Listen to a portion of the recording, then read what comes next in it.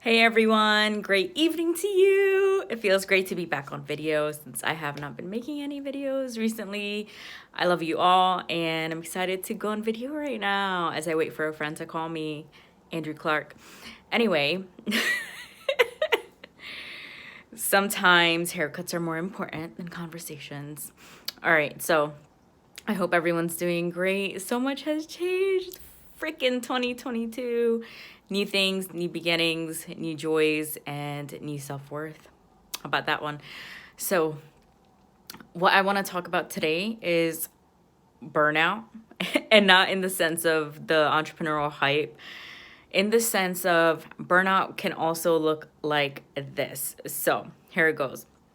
I had a friend of mine share with me that, I'm burnout from trying for opportunities, for multiple opportunities to keep putting yourself out there on a daily basis, such as, for example, when I was doing interviews on a daily basis, that was taking a lot of my energy. However, it was very rewarding. So this sense of burnout would be when I was applying for multiple positions, when I was applying for grad school, when, I kept putting myself out there and going through interview processes and realizing that it can get very tiring. And when that happens, you can feel like it's such a challenge, and that's how I felt, and finally led me to breaking down and having a cry. And I was actually really proud of myself when I cried at the beginning of this year, because crying for me has been something that's been a challenge, even when I was in therapy, because I don't often cry. And that stems from, I believe, when I had my abortion and, my emotions changed and I processed things differently. I do cry. However, I just let loose this time and I was able to cry freely.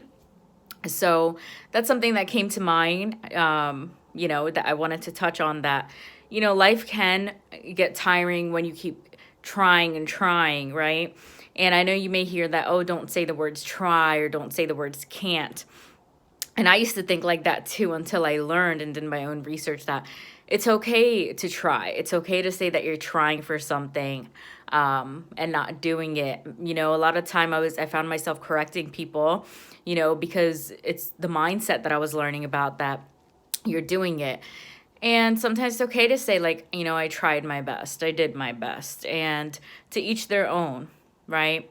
And, when it comes to Cant, I've learned through Hines. You guys should follow him if you don't. He's a YouTuber on the come up, and he's worked very, very hard. He's on Spotify as well, Hines, Hindz. And he has short podcasts, and he stated in his podcast that, it's okay if you can't right now. Let's say if you have 3 kids, you're going to grad school and you have a full-time job. You can't take on another project right now. You can't, start filming right now or making videos, because you literally have other priorities and you can't right now. And that's totally okay. So it's just to say that I've really come to a place where I'm very reserved. I'm very much listening to my inner voice, and I have been for a while. That's why you have not seen me as much online, because I'm doing a lot of behind the scenes stuff regarding, my finances, regarding my own growth.